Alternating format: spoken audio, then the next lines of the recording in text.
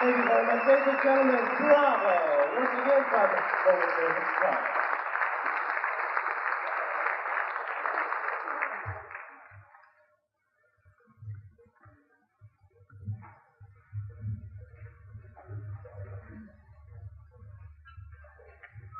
Good morning. Welcome to this tribute to the history, staff, and future of Fullerton College. I am somewhat reluctantly history.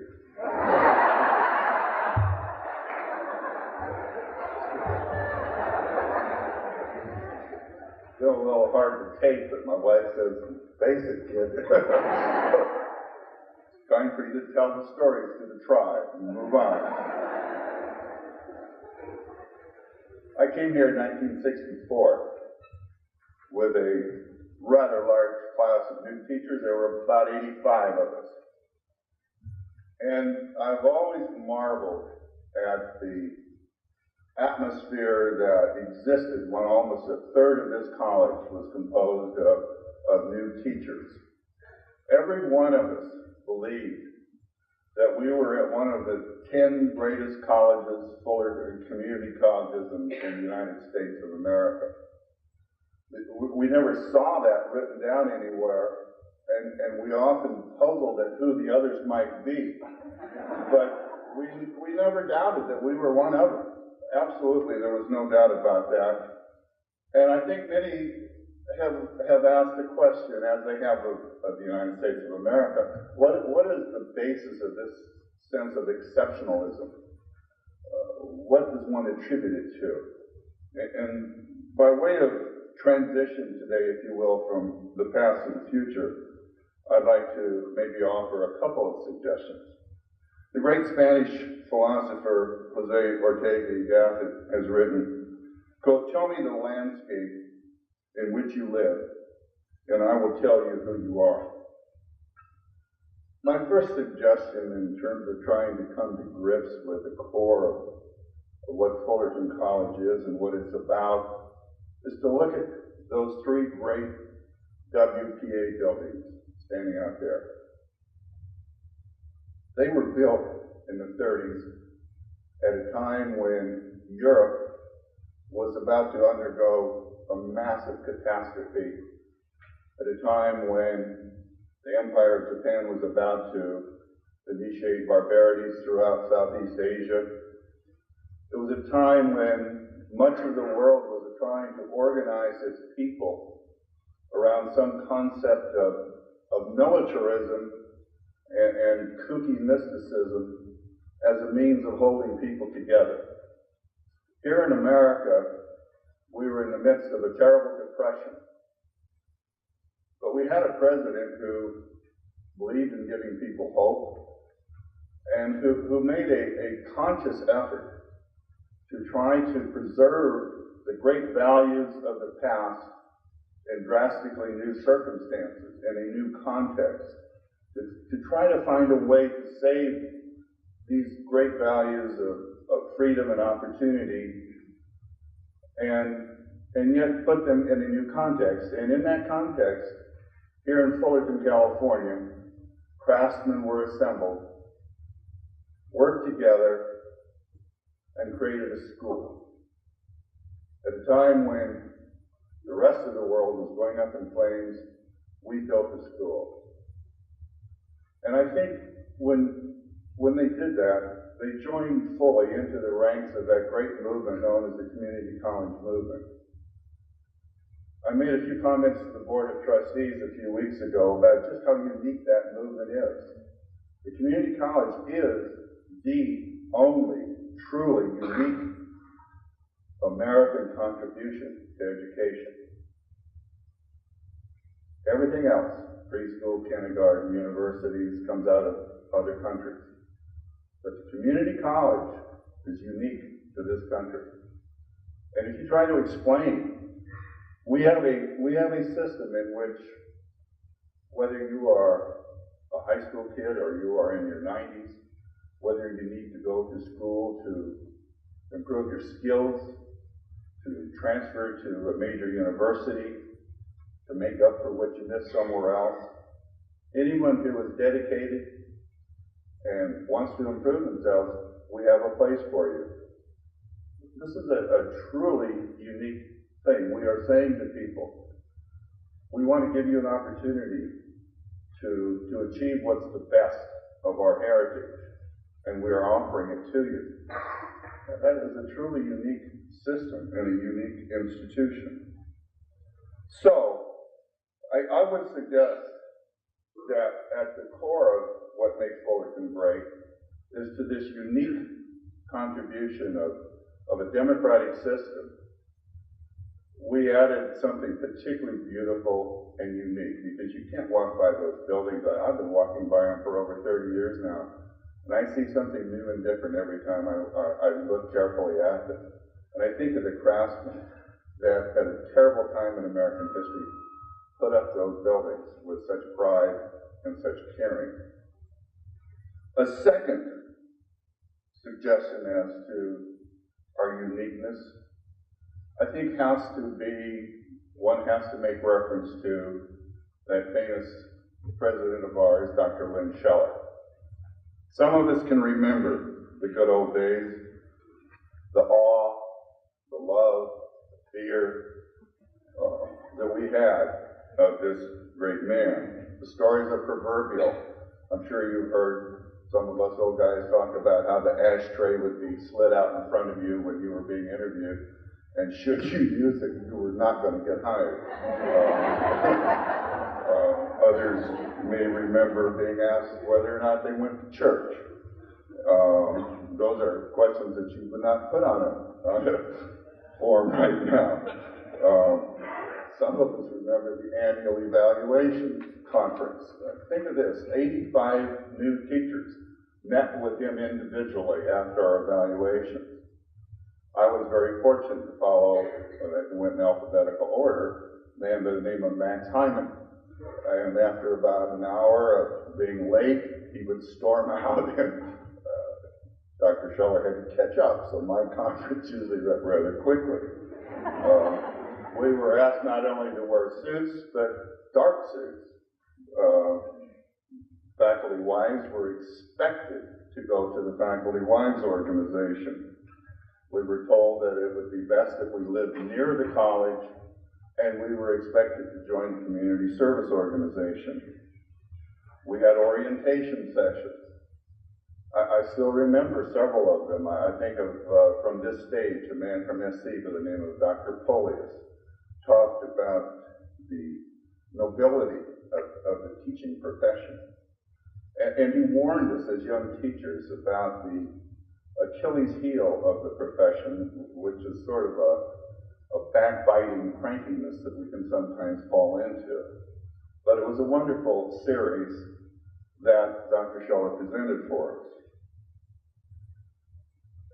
But what was at the bottom of all of this? What was at the core of this, man? I think the core was dedication. And I want to tell you a little story about a friend of mine that I think illustrates this. I was recruited out of the University of Iowa in 1964. And that same trip, Dr. Scheller went to Ames, Iowa State University, and he had an appointment there with a young physics graduate student by the name of Joel Hale. Now, a few of you still remember Joel. Joel died about 12 and a half years ago, taught physics here. Joel was the kind of man that would make me look small. I mean, he was a big man, and he was a gruff, difficult human being. I loved him dearly. But when Scheller was supposed to meet with Joel, Joel didn't show up. He wasn't there. And a runner was sent out to find him. Joel was in a physics lab and informed him that a man from California by the name of Dr. Scheller was there to see him. And he said, I think I'll write this one off. So he goes over there with a bit of an attitude. Dr. Scheller said, you always show up. Joel was in a dirty old sweatshirt and kind of baggy pants. And Dr. Scheller said, you always show up for interviews like this? And Joel responded by saying, look, I have more important things to do than be coming around talking to people about jobs and interviews. I'm working in the physics lab, and I have to do this, and I have to do that. And he rather fired back. At the end of the interview, Joel tore up his application papers, assuming there wasn't too much point to that. 2 weeks later, he got a phone call from Walt Cray, our district chancellor for personnel, saying, where's your application? Our president was very impressed with you. Well, how does that fit in with this man so many of us think of as the ultimate Puritan? I think Scheller had a number of litmus tests to find out whether we were dedicated to something other than ourselves. That's what I think he was looking for. So here we have a tradition, I think, of tremendous values and democracy, of a high regard for craftsmanship, and of enormous dedication by our staff. It is my great pleasure to say that our college and our district, I believe, has found a man who will carry on that noble tradition. The great values of democracy, there is no doubt. Of craftsmanship, I can say without any reservation, a man of great craftsmanship. And certainly, I can say for sure, a man who is dedicated and who loves Fullerton College. And I really believe that in 5 years, the new teachers will walk around here wondering who else is in the top 10. My good friend, Michael Vieira.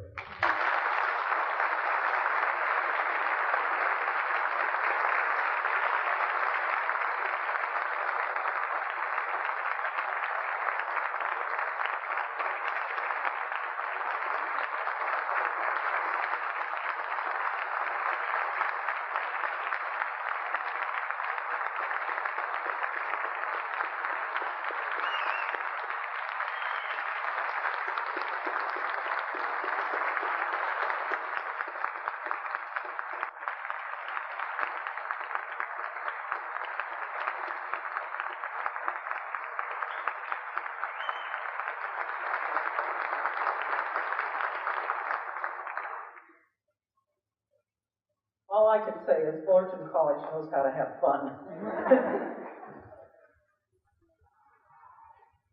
This part of the program is a special tribute to Dave Ibsen, and I can tell from the very beginning of this convocation that this is an important part of this college.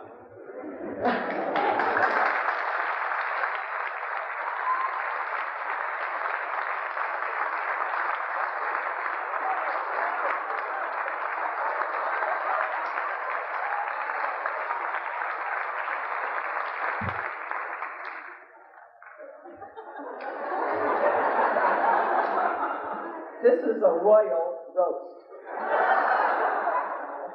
I have a little BIP down here. That means before interim president. I remember the presentation Dave made before the Board of Trustees, august body that we are. after the Fullerton College Foundation had received the sizable Joel Hill bequest. It could have been perfunctory and proper. However, it didn't take much encouragement for Dave to tell the Joel Hill story in the vernacular. Dave created a picture of the Joel Hill he knew to the delight of all. That picture remains in my mind's ear, and it was wonderful to hear it again this morning, Dave. Thank you. Dave serves on the Fullerton Museum Center Board and also on the Program Exhibit Selection Committee. The staff there, Joe Phelps and Lynn LeVay, say that they just have high praise for the vigor and the breadth of knowledge, Dave, that you bring to that task. Any assignment he infuses with a sense of enthusiasm and adventure and fun, somehow turning the ordinary into the extraordinary. Kind of like turning the water into wine. You like that one? There were times when some of the museum folks, staff and volunteers, would gather on the museum patio for beer, dispensed by heroes, and I would bring bread from a farmer's market vendor. This turned out to be a jolly event, which we affectionately dubbed communion. Dave, you are a very fine example of what senior faculty can become. And you retain, I think, a sense of mission about Fullerton College, a sense of humor, and what's more important, I don't think you burned out on the job.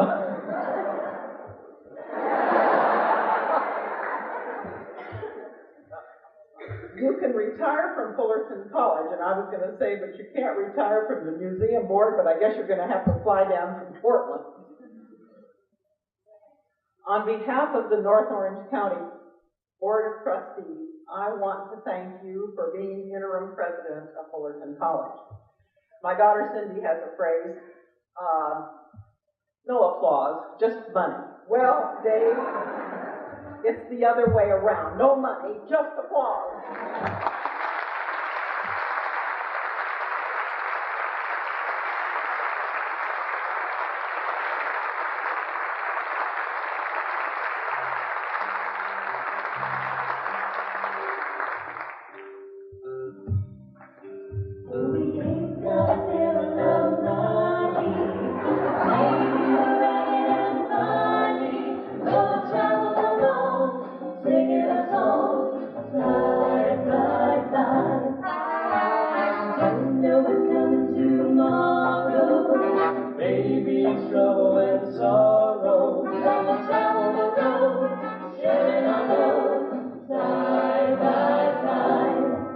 Personal philosophy of David Ibsen.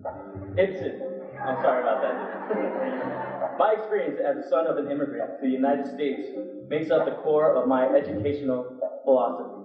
The two major influences on me were the Danish folk school tradition and the American public school system.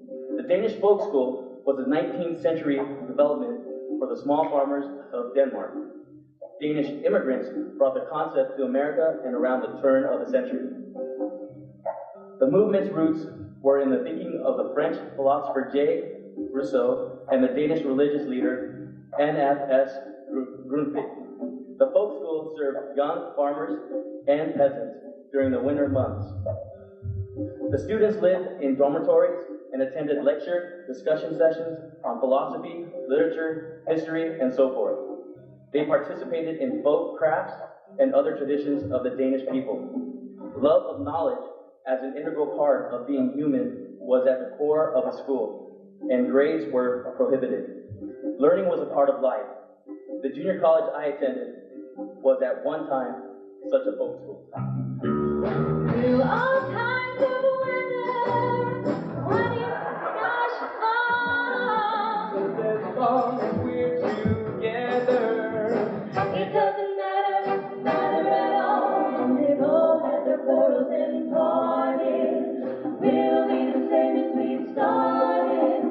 Travel along, singing a song, side by side. My first experience in our public school system was going with my grandfather to his school. He was school janitor, and I still believe the best educator in my family. My belief that the way we interact with each other and our students day in and day out comes from watching my grandfather. For me, the public school is a place of hope for the future. I have attended public schools from a country grade school to a major public university. I believe that every level of the school represents the hope that one can achieve and participate in society in a meaningful way. I believe that the community has an obligation to provide its people with the opportunity to gain the values and skills that allow each person to participate to the fullest and the best of those values. This task falls primarily to the public schools. This is a dynamic, ever-evolving task as skill requirements change and community networks bring us closer and closer together in a highly interdependent world.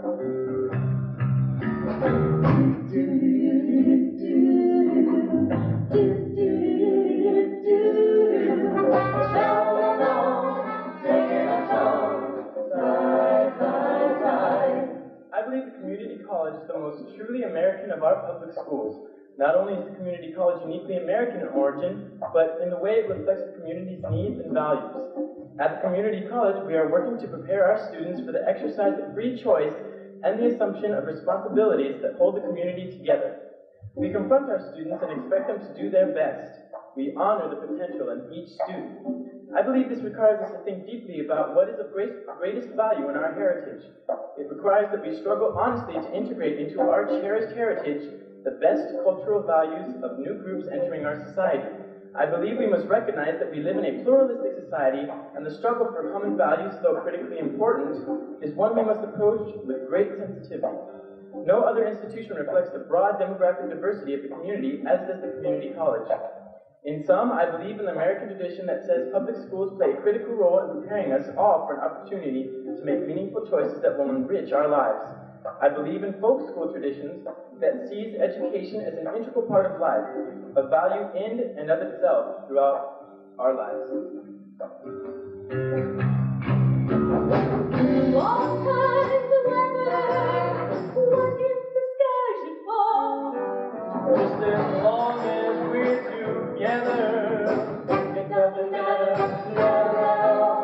They shot a barrel of money, maybe a regular funny. Now we'll travel alone, singing a song. We'll travel the road, sharing our load. We'll travel alone, singing a song.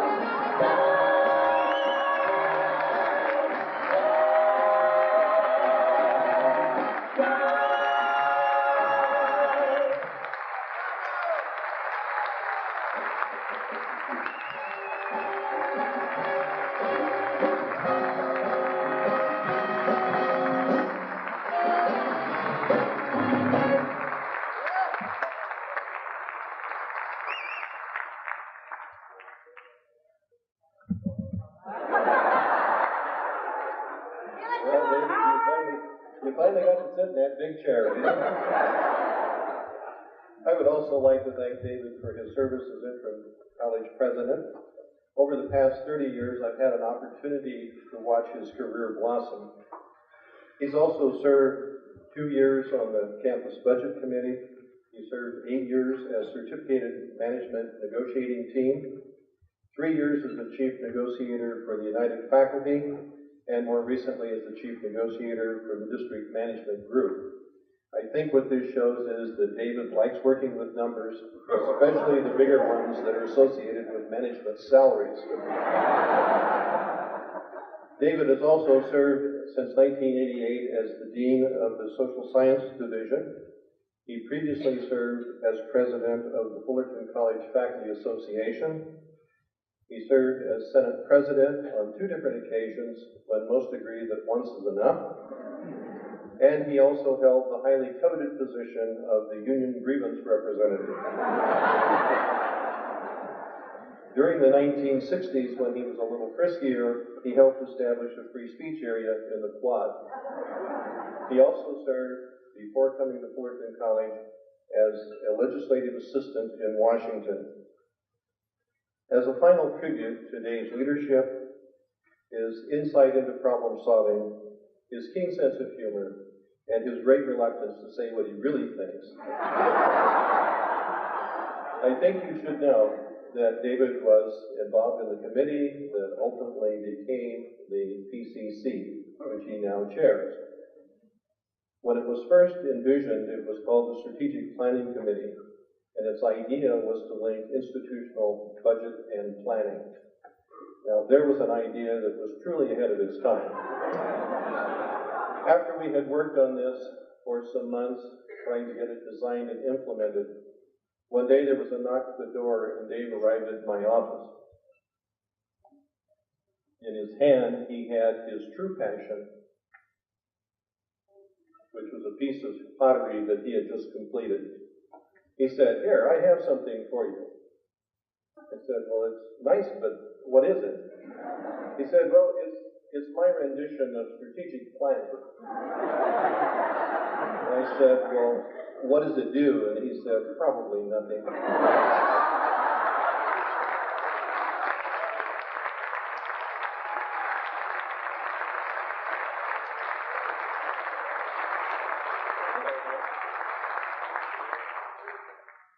Noblesse oblige is a term that is used by the European aristocracy to try and train its children about the value of service. Its meaning is simply that those who are truly noble make proof of that nobility through service to others. The British royal family has had some difficulty with that concept, but the Ibsen family, the concept is alive and well. Dave has rendered extraordinary service throughout his history at Fullerton College. Now, I'm not sure he sets out to be of service, it's just that he has such a well-defined sense of duty and dedication to the college that he just leaps in and rescues people in situations that are uncomfortable. I don't think he can help himself. We used to joke about being at Charlie Brown and being invited once more to kick at the football, which we knew was going to move. And they would leap in, and sure enough, the ball was moved. But somehow, they've always won at those moments. Even after his expression of the mushroom allegory, which is printed in the paper, you may not remember that. Basically, what he says is that they treat us like mushrooms. We're kept in the dark and covered with BS.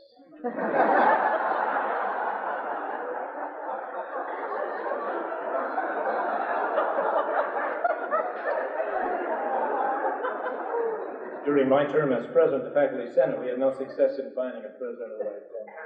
And Dave finally, after we had been in school for a number of weeks, finally showed up for his second term, as Howard told you. And he's appeared on negotiating teams, as you've just heard, for and on behalf of almost everybody. After he became dean, he once told me, "I'll risk my job on this one." He was referring to taking on a district committee about salary placement for any faculty member.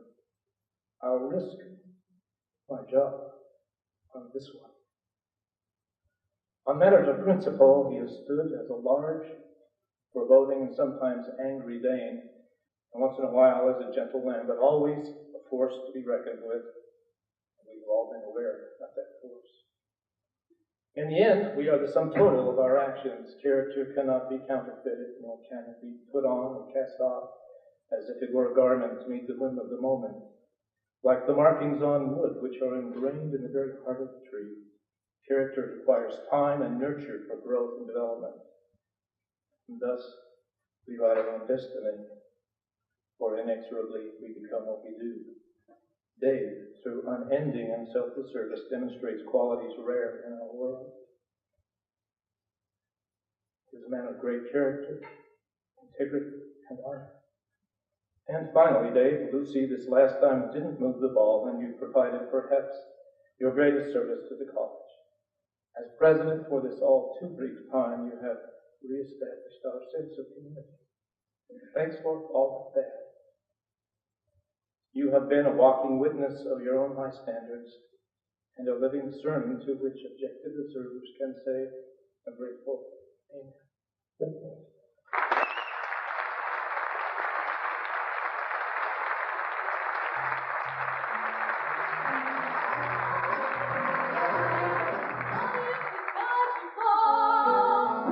As long as we're together.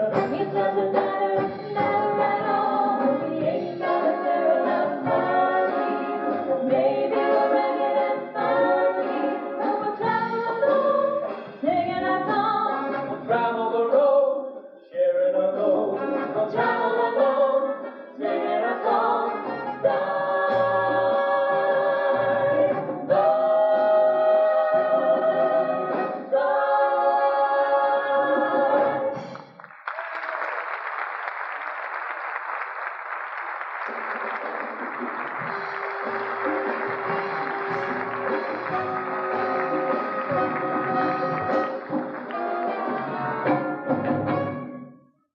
little overwhelmed here. Thank you so much. Yesterday, Misty and I were driving around for Uncle Manny's in the 90s, and we were saying what a shame it's going to be for Manny that he won't be able to hear the eulogy at his own funeral. That's one of the great tragedies of Uncle Manny's life. And I sort of feel like I beat that. It's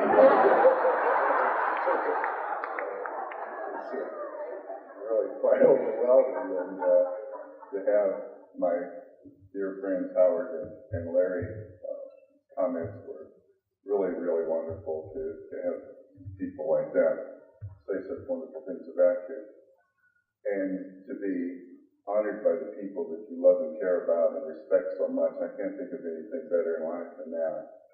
So I'll say no more, but thank you all so very, very much. Bye.